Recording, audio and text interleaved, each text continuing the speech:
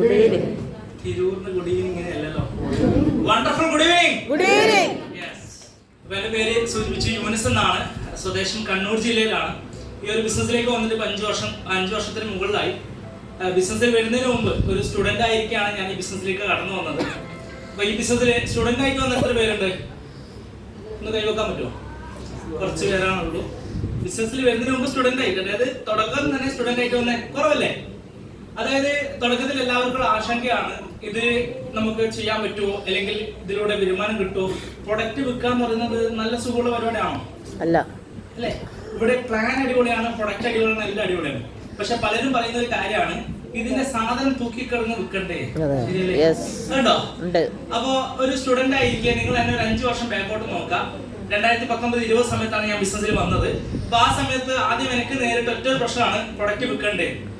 അപ്പോൾ നമുക്കറിയാം എല്ലാവർക്കും ഉണ്ടാകുന്ന ആശങ്ക ഈ പ്രൊഡക്റ്റ് വിൽക്കണം എന്നാണ്. പക്ഷെ ഞാൻ ആദ്യം ചെയ്തത് ഉപയോഗിച്ചു, ഫാമിലിക്ക് റെക്കമെൻഡ് ചെയ്ത് തരാം, ഓട്ടോമാറ്റിക് റിസൾട്ട് കിട്ടാൻ തുടങ്ങി. അങ്ങനെ ഒരു 30,000 രൂപയുടെ കുറച്ച് പ്രൊഡക്റ്റ് എടുത്ത് തുടങ്ങിയ ഒരു ബിസിനസ്സാണ്. തുടക്കത്തിൽ ഈ ബിസിനസ് തുടങ്ങിയ സമയത്ത് ഫാമിലി കംപ്ലീറ്റ് നെഗറ്റീവാണ്. കാരണം ഞാൻ പഠിച്ചത് വെബ് ഡിസൈനും ഗ്രാഫിക് ഡിസൈനാണ്. ആ മേഖല 2.5 വർഷം പോയി. ഗൾഫിൽ നല്ലൊരു ഓപ്പർച്യൂണിറ്റി കിട്ടിയാലും ഡിഗ്രിയും കൂടി വേണമെന്ന് പറഞ്ഞു. അങ്ങനെ BBA BCom എടുത്തു. അതിനുശേഷമാണ് ഞാൻ മൈലേഷ്യൽ കരിയർ ചൂസ് ചെയ്യുന്നത്. കയ്യടി കിട്ടും, വീട്ടിൽ നിന്ന് കയ്യടി അല്ല കിട്ടിയത് അല്ലേ? വീട്ടിൽ നിന്ന് കയ്യടി കിട്ടുമോ? ഡിഗ്രി കംപ്ലീറ്റ് ചെയ്തിട്ട് നല്ലൊരു പണിക്ക് പോകണമെന്നല്ലോ അറിയാം. ഇവിടെ ഈ ബിസിനസ് തുടങ്ങിയപാട് എന്നോട് പറഞ്ഞു, ഓക്കെ പ്രൊഡക്റ്റ് വിൽക്കുന്നില്ലേ, ഉപയോഗിക്കുന്നില്ലേ, അത്രമാത്രം മതി. പിന്നെ നിരന്തരം മീറ്റിംഗും ട്രെയിനിങ്ങും പോയ സമയത്ത് വീട്ടിൽ നിന്ന് എതിർപ്പ് കൂടി. ഉപ്പ അതുപോലെ തന്നെ ഏട്ടന്മാരൊക്കെ എതിർപ്പ് കൂടി. നമ്മൾ കണ്ണൂർ ആയതുകൊണ്ട് തന്നെ ഒരു ഇടങ്ങാറുണ്ടാവുമല്ലോ, ശരിയല്ലേ? ഇവിടെ മലപ്പുറം നിങ്ങളൊക്കെ മക്കളെ നിങ്ങൾ ഒരു 20 വയസ്സേന് 22 വയസ്സിന് എവിടത്തേക്ക് അയക്കാം? ഗൾഫിലല്ലേ? ഗൾഫിൽ പോയി രക്ഷപ്പെട്ടു എന്നല്ലേ എല്ലാവരും പറയുന്നത്. അതുപോലെ എന്നോട് എന്റെ ഫാമിലി പറഞ്ഞിട്ടുണ്ട്.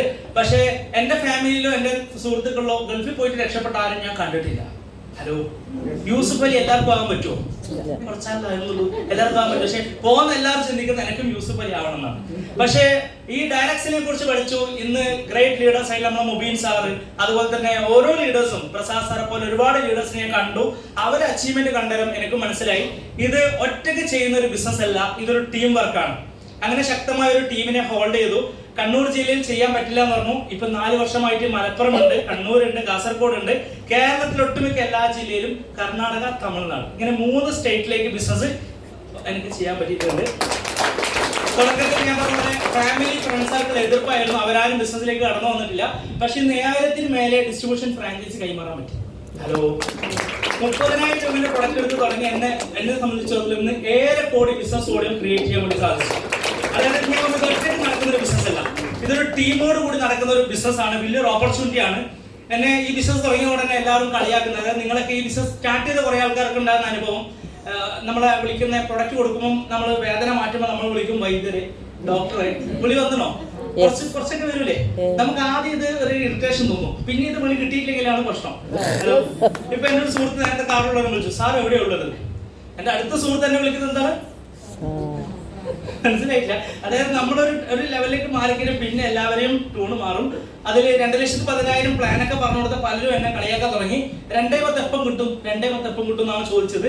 പിന്നീട് അതിനുവേണ്ടി ഓടി ബിസിനസ് ശക്തമായി ഏറ്റെടുത്ത് 2.5 വർഷം കൊണ്ട് തന്നെ എന്റെ അക്കൗണ്ടിലേക്ക് കമ്പനിയുടെ 472ാമത്തെ വീക്കിൽ 2,10,000 രൂപ ഒന്നിൽ കൂടുതൽ വാങ്ങാൻ സാധിച്ചു. ഇന്ന് ഞങ്ങൾ ബ്രാൻഡ് ന്യൂ ആയിട്ട് കുറച്ച് ദിവസമായി. എനിക്കിപ്പോൾ ബ്രാൻഡ് ആയിട്ടുള്ള ഒരു ഓണറിംഗ് ആണ് വന്നത്. എന്തായാലും NTC എന്ന റാങ്കിലേക്ക് എത്തിയിട്ടുണ്ട്. ഞാൻ തീർച്ചയായിട്ടും ലക്ഷ്യം വെക്കുന്നത് ഈ വർഷത്തിനുള്ളിൽ CTC കോണ്ടിനെന്റൽ ടീം കോർഡിനേറ്റർ പിടിക്കാനുള്ള ലക്ഷ്യം വെച്ചിട്ടാണ് ഞാൻ പ്രവർത്തിക്കുന്നത്. അതുപോലെ തന്നെ ഈ ഒരു ബിസിനസ്സിലൂടെ വന്ന സമയത്ത് ഒരു 4-വീലർ കാർ അച്ചീവ് ചെയ്യാൻ സാധിച്ചു. ഒരുപാട് ആഗ്രഹങ്ങളും സ്വപ്നങ്ങളും ഉള്ള ഇന്ന് ഇവിടെ വന്ന പലരും പല രീതിയിലുള്ള ആൾക്കാരായിരിക്കും, ശരിയല്ലേ? ഇപ്പൊ നമ്മൾ ചിന്തിക്കുന്ന പോലെ ഗൾഫിൽ അടിപൊളിയാണോ? അടിപൊളിയാണോ അല്ലേ? കഴിഞ്ഞ ദിവസം എനിക്ക് ഒരാൾ മെസ്സേജ് അയച്ചിട്ട്, ഞാൻ സ്റ്റാറ്റസ് ഇട്ടിട്ട് മെസ്സേജ് അയച്ചു, എടാ നീ ഇങ്ങനെ കറങ്ങുന്ന ഫോട്ടോയിലേ കാണുന്നുള്ളൂ, നമ്മൾ പുറത്തിറങ്ങിയ മിസൈലിന്റെ ഫോട്ടോ കാണുന്നത്. അതായത് അവിടെയുള്ള ആൾക്കാർ ടെൻഷൻ അടിച്ചിട്ട് നിങ്ങളോട് പറയാത്തതാണ്. പല നഗരങ്ങളിലും ഈ ഒരു പ്രശ്നം നടന്നുകൊണ്ടിരിക്കുകയാണ്, ശരിയല്ലേ? എവിടെയോ യുദ്ധം നടക്കുന്ന നമ്മളിപ്പം ഹോട്ടൽ എവിടെയും തുറക്കുന്നുണ്ടോ? എല്ലാം കൂട്ടിയല്ലേ?